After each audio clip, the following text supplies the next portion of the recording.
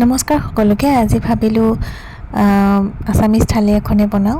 ভাবিলোঁ আপোনালোককো দেখাওঁ। এয়া দালি মই সিজাইছোঁ, দালিখিনি ফেন কাটি আছোঁ।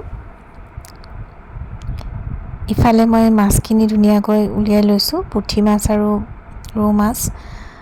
আৰু এয়া বতৰটো ইমান ধুনীয়া কৰিছে, ৰ'দো নাই বৰষুণো নাই, বৰ ধুনীয়া লাগিছে দৃশ্যটো চাই পেলাই। এয়া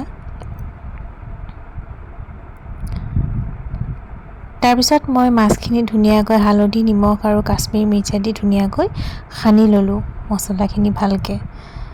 তাৰপিছত গৰম কেৰাহীত তেলত মাছখিনি দি দিলোঁ, ভাজি আছোঁ এতিয়া।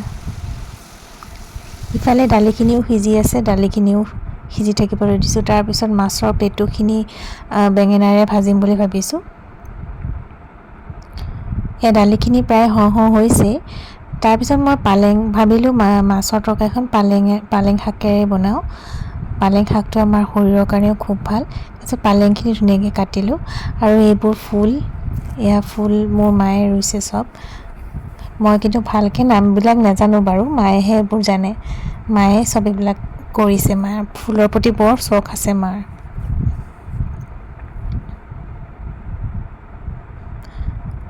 ময়ো অকণমান বাহিৰৰ ফালে ওলাই আহিছোঁ।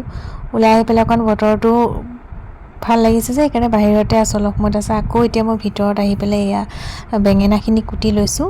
তাৰপিছত এয়া পালেংখিনি মাছেদি বনাম আৰু। এয়া তেলত মই নহৰু আৰু শুকান জলকীয়া দি দিছোঁ। তাৰপাছত তেজপাত দিম, তেজপাত দিলে গোন্ধটো বঢ়িয়া হয়।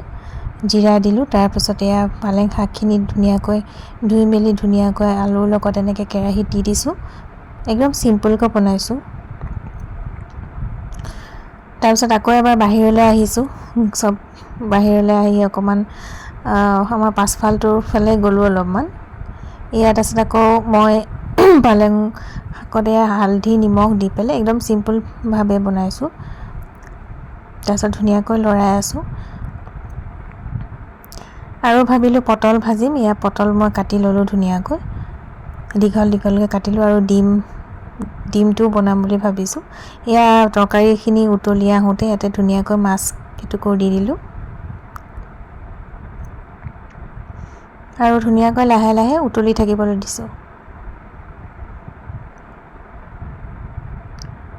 তাৰপাছত এই মাছৰ পেটুখিনি ভাজিবৰ কাৰণে নহৰু দিলোঁ, বেঙেনাখিনি দি দিলোঁ। পিঁয়াজ দিয়া নাই দেই মই, নহৰু। তাৰপিছতে যিখিনি আৰু আদা নহৰু নহয়, হালধি নিমখ দি পেলাই তাৰপিছত পেটুখিনি এনেকৈ বেঙেনাৰ লগত ধুনীয়াকৈ মিহলাই পেলাই এতিয়া ভাজি আছোঁ।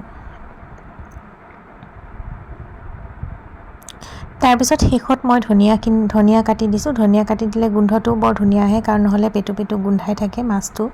সেইকাৰণে ধনিয়া কাটি দিলে খুব ভাল লাগে আৰু গোন্ধটো। এয়া তাৰপিছত মই অকণ বাহিৰত আকৌ ওলাই আহিছোঁ। বাহিৰত ওলাই আহি মোৰ মেকুৰী দুটা এনেকৈ ৰখি আছে। তাহাঁতৰ লগত এনেই অকণমান সেয়া চাই আছে কেমেৰাটোলৈ। তাৰপিছত মই পটলখিনি ভাজিলোঁ। পটলখিনি ধুনীয়াকৈ পিচকৈ কাটি থৈছিলোঁ যে, ধুনীয়াকৈ হালধি নিমখ দি পেলাই এতিয়া ধুনীয়াকৈ ভাজি আছোঁ।